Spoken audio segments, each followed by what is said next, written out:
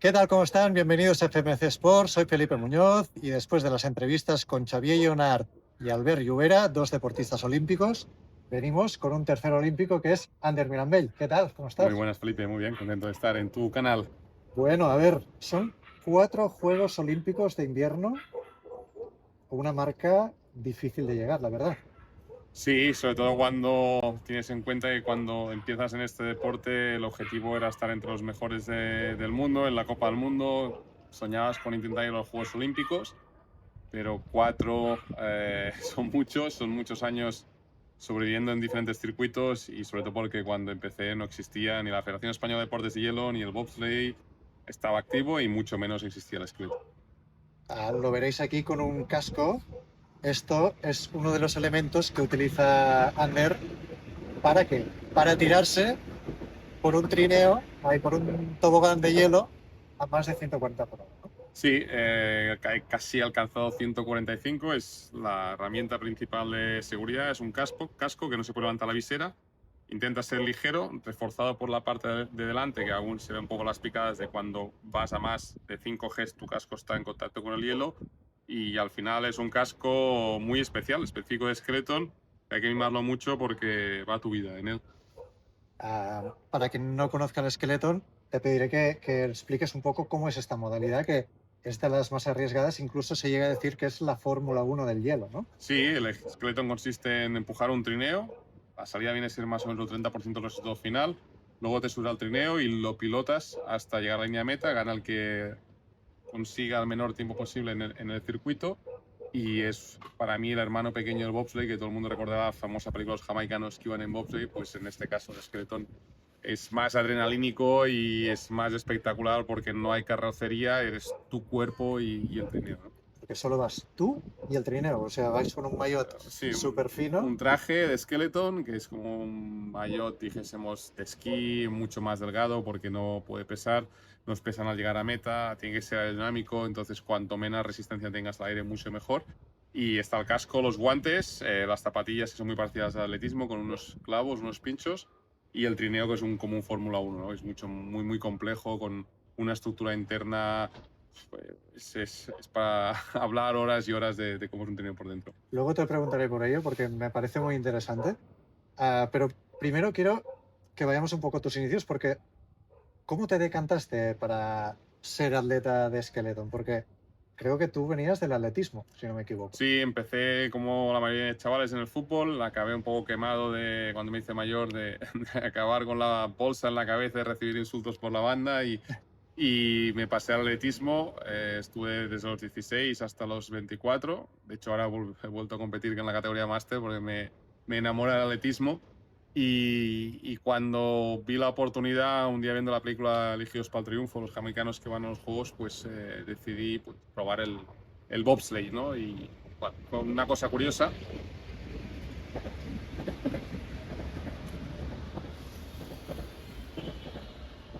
Cosas que no podemos evitar. Fue una cosa curiosa porque justo en ese momento no conseguí recursos para el bobsleigh ni un trineo. El compañero de atletismo, Alberto Castillo, pues ya también estaba preparado y acabamos probando el Skeleton porque era individual, era más económico, cabía en un coche, la logística era más fácil, más económico. Y en 2005, noviembre de 2005, ahora va a hacer ya pues 20 años, empezó el camino a un sueño olímpico. Y sobre todo, habiendo visto esa película que realmente a mí me impactó, era muy pequeño cuando la vi. ¿Y por qué el Skeleton? Porque dices, ostras, quizá aparte del motivo económico, también es un riesgo para tu persona, ¿no? Porque es muy exigente a nivel de, sobre todo de peligro. Sí, lo que vi es que era más seguro que el bobsleigh. El tipo de accidentes que habían eran menos peligrosos, porque cuando vuelcas en el bobsleigh estás dentro a 145, 150 y un trineo de 300, 400 kilos que no sabes cómo te va a golpear. En caso de esqueletón, Te puede caer encima, sí, en el ¿no? caso de esqueletón intentas tirar el trineo de 35 kilos delante y eres tú contra las paredes, ¿no? Entonces, entre comillas, las estadísticas médicas en ese momento decían que era más seguro. Individual, económico, a nivel de infraestructura y sobre todo, pues te quedaba luz que van sentados, pues no empujan el trineo viniendo del atletismo. Mi objetivo también era aprovechar mi potencial en la salida y así fue. Has sido pionero en esta modalidad. Aquí en España no es que realmente no había esa tradición de deportes de invierno y sobre todo menos en esta disciplina. No existía. De hecho, en 2005 yo empecé a competir con un mono que daba la Federación Catalana de Atletismo, que ponía, de deportes de invierno, que ponía Cataluña. La primera licencia tramitamos con la Federación de Deportes de Invierno, que ya no existe. Y la temporada siguiente se creó la Federación de Hielo, que María Teresa Marán fue la primera presidenta, y luego la Federación de Nieve. Entonces, en estos momentos en España está hielo y nieve. Y yo pertenezco a hielo y puedo decir que empecé antes de que existiera la Federación de Hielo, ¿no? Es algo curioso. Volvamos a lo que es los materiales que se necesitan. Hablabas del trineo, del maillot, del casco.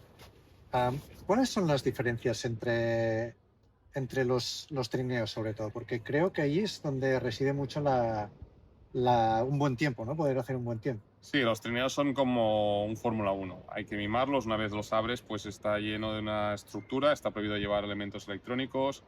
La normativa intenta ser cada vez más clara. No puedes llevar ningún elemento que haga suspensión.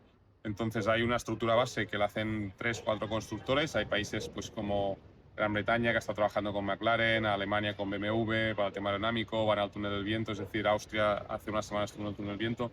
Es decir, que el trineo es bastante básico, pero todo lo que hay alrededor del trineo es mucho más complejo. Y ahí está para mí una de las claves.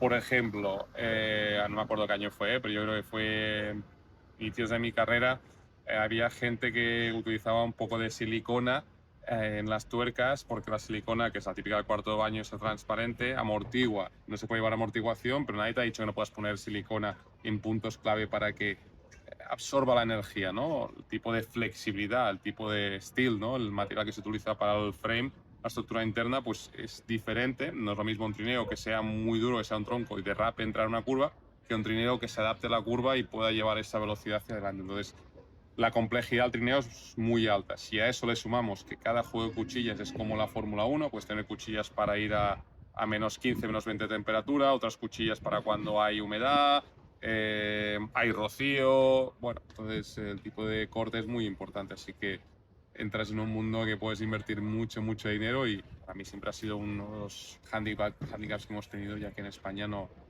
hemos tenido cultura ni recursos para competir pues, con países que van a un túnel del viento cada año y trabajan ya no solo en esto, sino en la dinámica del casco o la posición del piloto encima del trineo. O sea, dirías que esto es lo que más te ha lastrado, el nivel de no poder invertir tanto dinero en material y poder conseguir un buen resultado. Bueno, yo no sé si es lo que más, pero una de las claves seguro. Yo creo que una de las dificultades fue la estructura. Sí, recuerdo que cuando tenía opciones de los Juegos Olímpicos me preguntaron, bueno, Ander, ¿qué necesitas? Y mi primer deseo fue poder acceder al CAR de Sant Cugat. Y me dijeron, pero no quieres un entrenador o no sé qué. Digo, no, es que en el CAR de Sant Cugat voy a tener una estructura para mejorar como deportista. Y luego ya mejoraremos en el hielo, ¿no? Y yo creo que siempre para mí ha sido el gran hándicap, tener una estructura donde, por ejemplo, en mi último año olímpico, clasificando para los Juegos, no había recursos y tenía que escoger entre darme un entrenador o un fisio. Y como tenía molestias en la cadera, escogí un fisio, por ejemplo. ¿Cómo se entrena a nivel técnico? Porque, claro, hablaste de tú, el trineo, y, por ejemplo, para tomar una curva, puedes inclinar tú o girar con algún mecanismo, alguna cosa, con los pies. Intentas trabajar lo menos posible los pies. Los pies un poco como el freno de mano. Entonces mueves muy sensiblemente los hombros para que la flexibilidad del trineo pues, se adapte a la curva, ¿no? Intentar moverse lo menos posible.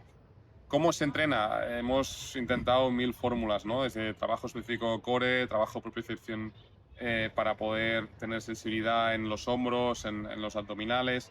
Hay algunos países que tienen un simulador. Nosotros utilizamos un poco con Bernat Busca, que para mí ha sido una de las claves del éxito. Pues él era profesor de la universidad, en el laboratorio de ciencias de actividad física y de deporte, pues creamos como un pequeño simulador. Hemos ido buscando siempre ideas de cómo trabajar. Hemos entrenado los ojos, hemos trabajado la toma de decisiones, hemos intentado desgranar lo que es el esqueleto y trabajarlo por diferentes partes, ¿no? Pero sí que es verdad que hasta que no llega el hielo y no te subes a un trineo, es muy difícil poder entrenar lo que es el pilotaje. Supongo que la evolución que has tenido tú como piloto ha sido enorme, ¿no? De prácticamente llegar con lo puesto a ir refinando, a ir mejorando, a ir entrenando esos puntos clave para poder ser más rápido. Ahora que lo miro a distancia y veo los chavales nuevos y veo los resultados que hacen, te das cuenta de que fue todo muy rápido y con mucho éxito, ¿no? Y para mí a veces hacer top 20, que era entrar a la segunda manga, o he hecho un top 13, un top 15, quiero el top 10, y te das cuenta que igualmente esos resultados son brutales, que va a costar encontrar gente que pueda superarlos, ¿no? Y ahora es mi deber y mi obligación encontrar a alguien que pueda mejorar eso, pero el nivel está alto. Eso no implica que con más recursos yo creo que tarde o temprano encontremos algún piloto masculino o femenino que consiga superar, porque se está haciendo muy bien las cosas y la gente que sube pues tiene ilusión y ganas. ¿Qué se siente a ir a más de 140 por hora? Pues yo lo definiría como un orgasmo deportivo. Es algo único, algo mágico, depende de ti, estás con el casco, se puede acabar el mundo y no te enterarías. A veces tienes la sensación de que el trineo va a despegar, vas a ir volando hacia otro universo. Es algo maravilloso, ¿no? Tengo la suerte de tener el título de submarinismo y podría decir que está la paz y la calma debajo del mar, lo tienes mientras estás con el casco, estás tú solo y no hay nada más. He saltado en paracaídas varias veces y tienes ese pico de la adrenalina de vaya pasada, y sobre todo esa parte de sangre fría de que todo depende de ti, ¿no? Por lo tanto, es un cóctel muy mágico. ¿Has tenido miedo alguna vez de, ostras, decir, este tobogán es de los difíciles y ojo? Para mí la palabra miedo es una palabra muy importante, que yo creo que el miedo paraliza. Respeto muchísimas veces miedo, pues igual en algún momento puntual, me acuerdo en Vancouver, antes de los Juegos Olímpicos, pues un compañero de luge se mató y teníamos que bajar por el mismo circuito. Después del accidente que sufrí también en el camino a los Juegos de Vancouver en Torino, en Cesana, pues fue duro y tuve que superar momentos de me tiro o no me tiro, ¿no? Yo creo que para mí el miedo es esa barrera que te hace plantearte si te tiras o no te tiras. Respeto, siempre. Creo que cuando entras en el mundo de la velocidad hay que ser muy consciente de dónde está el límite. Y yo siempre lo digo, muchas veces la diferencia entre la cordura y la locura es tan fina que no sabes si estás haciendo una locura o es que estás cuerdo. Entonces, navegar en ese límite es lo que te permite tener éxito. Has tenido una carrera muy provechosa realmente. No sé si te esperabas llegar tan lejos una vez empezaste en esta modalidad. No. Me esperaba intentar llegar a la Copa del Mundo, luchar por ir a algún campeonato del mundo y tocar a la puerta de unos Juegos Olímpicos, pero se fue un poco de madre y cuando ibas avanzando, pues claro que te quedan cosas. Me hubiese gustado un top 10 en la Copa del Mundo, alguna medalla en la Copa del Mundo, pero por otro lado te das cuenta de lo que he conseguido en la Copa América, siendo el único europeo que ha ganado 2 veces el título de la general de Copa América con otro americano.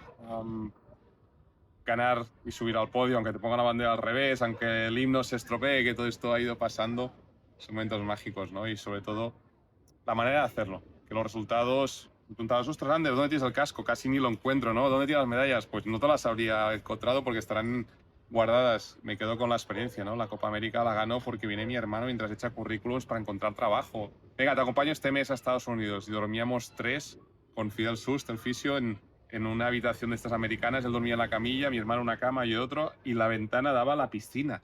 Es decir, y luego ibas a la pista y veías Gran Bretaña que tenía 5 entrenadores. Y yo estaba con mi hermano, que estaba en la curva 10, y bueno, creo que la manera de conseguir aún implica otra magnitud de lo conseguido. Claro, supongo que de anécdotas debes tener un montón. Sé incluso que alguna vez tuviste que pasar por un casino para acabar de arreglar números, ¿no? Bueno, acabé de rebote en un casino porque teníamos, me acuerdo perfectamente, salíamos de Innsbruck, el día antes me corté casi en el tendón de Aquiles, tenía 3 días para recuperar los puntos que tenía, entonces me compré unas Crocs que acaban de salir, en ese momento no existían, fui en Crocs, sin calcetín, en un viaje desde Zúrich a Salt Lake City, y como era barato y costaba 700 euros, creo que hacía Zúrich, pongamos Nueva York, Seattle, Salt Lake City. Un avión, 3 escalas que damos la vuelta. En definitiva, que en una de las escalas perdimos el avión y con Patrick Shannon, el compañero de Irlanda, que había cogido la misma ruta, pues podíamos hacer noche en Seattle y ver que salía al día siguiente por culpa de la tormenta, o nos desviaban a Las Vegas, que hacía calor, y de allí pues teníamos margen de coger un coche, porque creo que en 8 horas hubiésemos llegado, o había un vuelo a las 6 de la mañana que nos llevaba a Salt Lake City. Y aprovechamos y fuimos a Las Vegas porque era lo más seguro para poder competir. Con la mala suerte que se nos pierde trineo, se nos pierde todo, y acabamos en Las Vegas, teníamos 3 horas. Oye, Patrick, yo no he estado nunca en Las Vegas, hacemos 2 cosas, pagamos el taxi entre medias, damos una vuelta y así empezó la aventura. Perdón. Y damos la vuelta y nos queda una hora más y creo que gastamos cada uno 50 euros y entre los dos ganamos para pagar el hotel de la semana en Salt Lake City, que no sé si eran cientos de euros y compartíamos en todo. No acabó la cosa como Resa con Las Vegas, No, ¿no? que va, porque además iba con el chándal de España, que en ese momento era Bosco, y para la gente que no se acuerda parecíamos trabajadores del McDonald's. Entonces, era el casino con chándal, con Crocs, no era la mejor imagen. Parecía que veníamos de resacón en Las Vegas, pero yo creo que fue el momento. También has tenido que recorrer mucho con el trineo cargado en el coche y venga, ruta hasta la competición, ¿no? Sí, de hecho, un Barcelona-Innsbruck era la ruta preferida, que son unos 1.200, 1.300 kilómetros. Luego también por Alemania. Y este año pues nos sucederá un poco lo mismo. Tenemos que hacer un Whistler Salt Lake City, que son 1.800 kilómetros, entrenar allí y luego 1.800 más en vuelta. La verdad es que cuando me preguntas qué es lo más importante del skeleton o dónde crees que podíamos haber sacado más partido, hubiese sido una infraestructura. Bueno, lo mismo coger un avión de 2 horas y estar en Salt Lake City que tardar 2 días para llegar al siguiente circuito. Y eso, pues, un cuerpo con 20 años lo nota menos, con 30 y pico que tenía al final de mi carrera, pues está hecho polvo. A nivel de preparación entiendo que también debes preparar mucho la cabeza, ¿no? Porque llegar a una competición y tirarte por un tobogán a esas velocidades entiendo que también deben costar. Para mí la cabeza es una de las partes claves del deporte y siempre hemos estado evolucionando desde las primeras sesiones que tuve con el psicólogo del CAR, Perfón, y los primeros libros que me recomendó, hasta las últimas sesiones que he intentado trabajar con hipnosis, buscar las maneras de trabajar la toma de decisiones. Creo que explorar la mente y las capacidades que tiene es brutal, ¿no? Y si tuviese ahora tiempo, donde me gustaría investigar y buscar fórmulas para poder ayudar a los deportistas, es la parte mental, porque constantemente estás tomando decisiones haciendo 45 kilómetros por hora. No es eso que tengas un freno, es que no tienes freno. Lo único, cuando empiezas tienes opciones, o llegas a meta o llegas a hospital, y no hay nada más. Por lo tanto, escoge tú cómo vas a gestionar esta bajada, escoge tú cómo corriges un error que has tenido y cómo reaccionas a eso, teniendo en cuenta que aún te quedan curvas para pilotar, ¿no? Entonces, la cabeza es clave. Y si tienes un mal día, pues mejor no ir a entrenar, porque no te puedes jugar el tipo. Claro, porque los entrenamientos es probar y probar y probar, ¿no? Son bajadas. Normalmente yo recomiendo hacer máximo 2-3 bajadas por circuito, porque la atención no la puedes tener durante un minuto a esa intensidad, el desgaste mental. Es decir, el skeleton no cansa por empujar un trineo 30 metros o por cargarlo. El skeleton cansa por la adrenalina, el estrés y el pilotaje a esas velocidades, que mentalmente es muy duro. A veces hablamos de la fatiga de los deportistas. Bueno, es que tiene una lesión del bíceps femoral. Pues las lesiones mentales son mucho más difíciles de recuperar, ¿no? La situación mental de un deportista en un partido de fútbol es mucho más difícil de gestionar que un músculo que igual necesita un poco más de hidratación, o que puedes hacer un sprint menos. Pero si no tienes confianza en un partido de fútbol, por mucho que tu cuerpo funcione, se te acaba el partido. En cambio, si tienes una contractura, pues venga, un vendaje, un poco de crema y aguanta, que te quedan 10 minutos, que seguro que alguna falta o un corte puedes hacer. Pues creo que ese ejemplo explica muy bien la dificultad de la mente, ¿no? Y cuando es un deporte que es básicamente mental, aparte de ser un animal en la salida, pues hay que estar preparado. Para preparar esta entrevista me he estado mirando alguna competición, he visto cómo empujaban a los trineos y me chocó una cosa, que es que cuando empiezan a empujar, o empezáis a empujar, mejor dicho, gritáis mucho, algunos gritan Algunos mucho. gritan, en mi caso no, porque ya tengo suficiente. De hecho, trabajamos con el doctor Marc Rocamora, que es uno de los mejores dentistas que hay en España, especialista en el mundo de deporte, y diseñó básicamente con Bernat Buscao un protector de boca, y hay estudios científicos que mejora el rendimiento del deportista. ¿Por qué? Porque tú, cuando haces un esfuerzo de levantar unas pesas, muerdes fuerte. Entonces, si tú eres capaz de utilizar un protector de boca que libere la tensión de la mandíbula, liberas tensión en el cuello, circula más sangre a la cabeza, tienes más oxígeno y hay un mejor rendimiento. Pues todo empezó buscando esa sensación de tensión en el pilotaje o sensación de tensión en el empuje. Por lo tanto, es verdad que hay algunos que sí que gritan, pero lo importante es apretar y salir como un animal. Una vez terminada tu carrera, que realmente ha sido algo impresionante, sobre todo porque no estábamos acostumbrados a tener noticias en este sentido, y haber abierto camino pues es muy relevante. Te has puesto al frente de la Federación Española de Hielo, ¿no? De Sí. Deportes de Hielo. Sí, fue en 2022. Yo acababa de llegar de los Juegos, no sabía si había sido mi última bajada o no. Había la posibilidad de aguantar un año más al Mundial de San Moritz o arrancar un proyecto pues, que a mí me hacía ilusión, ¿no? Porque como deportista eres muy egoísta y quieres tú, tú, tú. Pero luego miraba atrás y digo, "Oye, después de los ciclos olímpicos, 4 Juegos Olímpicos, ¿qué más puedo hacer, no? Entonces, pues bueno, tengo una sensación de responsabilidad porque un deportista vive o sus subvenciones permiten que pueda competir, pueda recibir la becado y yo quería volver parte de todo lo que se había invertido en mí en el futuro del deporte y en eso nos sentamos con la federación, les pedí que por favor el presupuesto que tenía se destinase a una nueva generación de pilotos y ese fue un poco el camino, ¿no?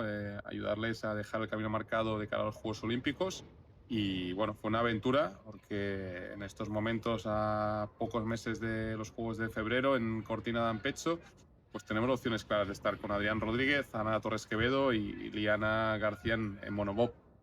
Yo creo que en 3 años, no es que esta cuarta temporada, proyecto me llena de orgullo porque está el camino ahí marcado, que era el objetivo.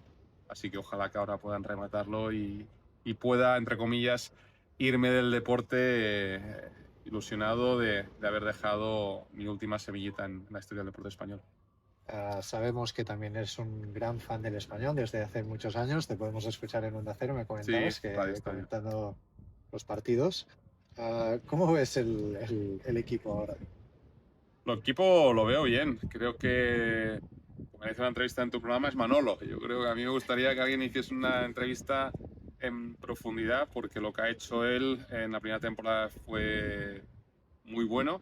Pero este inicio de liga, independientemente de la derrota del Real Madrid, creo que los puntos que lleva en estas jornadas son muy buenas, pero no porque, como decía, oye, contra el Atlético de Madrid, no sea resultadista. Creo que hay una filosofía de trabajo detrás y cuando un equipo tiene una filosofía, si hablamos del Barça, tiene una filosofía de jugar tipo Flick, o el Español tiene una filosofía de jugar tipo Manolo y yo creo que eso es algo que no todos los entrenadores lo pueden conseguir, ¿no? Un ejemplo es Pere Milla, ¿no? Un jugador que en teoría no jugaba y ha sido capaz de darle una segunda oportunidad y encontrar su rol. Omar, Romero, bueno, creo que ha sido capaz de evolucionar a jugadores que igual en otro equipo hubiesen sido banquillo o te vas. El reto es mayor que quizá la temporada pasada, porque creo que el equipo titular es inferior al que teníamos el año pasado, como plantilla es mucho más competitiva. Bueno, el español de Malolo va a morir luchando, como dice él, y eso para mí es una gran noticia. Incluso eres tan fanático que incluso te habíamos visto con maillots con el escudo del español a lo grande, o sea, Sí, fue una competición de clubes. Claro, cuando compites por España no puedes llevar la ropa de tu club, pero hay que tener en cuenta que en España, para estar en equipo nacional, tienes que estar con una licencia de un club. Y durante muchos años el español tenía sección de Skeleton, porque tenía licencia con ellos y fue un honor poder llevar los colores del español por todo el mundo. Hacíamos iniciativas, recuerdo una en Calgary que fui a visitar a un colegio y hablé de los valores del Skeleton, hablamos de que era el español. Otra que el equipo chino tenía la pista ocupada, entonces le dije que yo era del club del español, que el presidente era Mr. Chen, expliqué la historia y me dejaron entrenar con ellos. Es decir, que bueno, creo que la etapa como embajador del español fue maravillosa. Quizá al final no fue lo mejor, porque me quedaba un año para los Juegos Olímpicos y me hubiese gustado acabar con la licencia del español en los Juegos. Pero bueno, creo que lo importante no es cómo acaban las cosas, es todo el proceso y el español tiene un corazón, el saque de honor, es decir, hay tantas cosas que han sido maravillosas con el español que ahora poder hacer los partidos del español en Onda Cero por cualquier parte del mundo es maravilloso. Me acuerdo de la temporada pasada, el derby Barça-Español en el Estadio Olímpic de Montjuïc. Me tocó hacerlo, creo que fue a las 4 de la mañana en Corea. Y no había internet en el hotel, la residencia, y pedí las llaves de la instalación de Bobsleigh Skeleton, una instalación de 100 millones de euros, y estaba yo solo narrando el partido a las 4 o 6 de la mañana en la pista de Pyeongchang, ¿no? Así que el fútbol y el español tienen casi un libro para contar. te lanzo las dos últimas, si te parece. Echando la vista atrás, ¿qué es lo que te ha quedado por hacer? ¿Qué me ha quedado por hacer? Muchísimas cosas. No sé por dónde empezar. Quizá crear una estructura, me hubiese gustado. Claro que a nivel de resultados siempre hay cosas, ¿no? Un top 10 de una Copa del Mundo, una medalla de la Copa del Mundo hubiese sido magnífico, pero no es algo que necesito. Creo que la carrera es muy completa. Quizá si tuviese pendiente, me hubiese quedado por hacer, hubiese sido más tema de tener una estructura un poco más fuerte, más contundente, ¿no? Porque al final me lo hacía todo yo y ahora me encuentro que después de 3 años continúo haciendo gran parte. Me hubiese gustado tener un entrenador español, me hubiese gustado tener un fisio que pudiese contar durante el ciclo olímpico, es decir, tener una estructura sólida que eso me hubiese permitido dar el siguiente salto de calidad. Yo creo que eso me hubiese permitido estar en otro nivel. Ahora bien, los recursos son los que son. Tengo que dar gracias a Bernat Puscat, profesor de la universidad, en su tiempo libre me entrenaba, cuando podía viajaba, mi hermano, Fidel Sust, es decir, éramos una ONG y ese encanto hace que sea especial. Entonces, ¿renunciaría a ser una ONG para tener un proyecto tan competitivo como los británicos que no tienen pista? Te pones un apuro, ¿no? Porque la felicidad te la da el camino, no los resultados. Y buah, es que han pasado tantas cosas. Negociar con la Armada Británica para dejarme entrenar con ellos durante una semana a cambio de hacer yo de entrenador, ¿no? Es decir, es que te las buscabas para sobrevivir y ha sido divertido, muy divertido. Se podría hacer casi una serie, ¿no? De tu historia. Sí, yo creo que hay el libro Rompiendo el hielo que escribí, que es del ciclo olímpico de 2006-2010. Es un libro de aventura explicando cómo acabo en Las Vegas, cómo acabo en una casa de un productor de Hollywood súper conocido porque no tenía sitio donde dormir. Es decir, que una casa que vale 18 millones de euros. Es decir, que no es... bueno, van pasando cosas y te das cuenta de que ha habido tantas y ahora hemos tenido la suerte y que está teniendo mucho éxito la película Skeleton Serious Kids, que es cuando me retiro yo en 2022, el proceso de selección y los nuevos pilotos, ¿no? Y está nominada a varios premios, ahora tiene una gala muy importante en Milán, en España ha recibido varios premios y espero que en este invierno pues, se pueda ver en España porque es la ilusión de luchar por un sueño desde el punto de vista de las nuevas generaciones y desde el punto de vista de cómo ya acabo mi sueño intento trasladar esa pasión y esa motivación. Así que, no, contenido audiovisual hay para dar. Hemos de buscar deportistas en cualquier disciplina que tengan esa ilusión, esa motivación, esa pasión y esas condiciones para bajar a 145 km/h.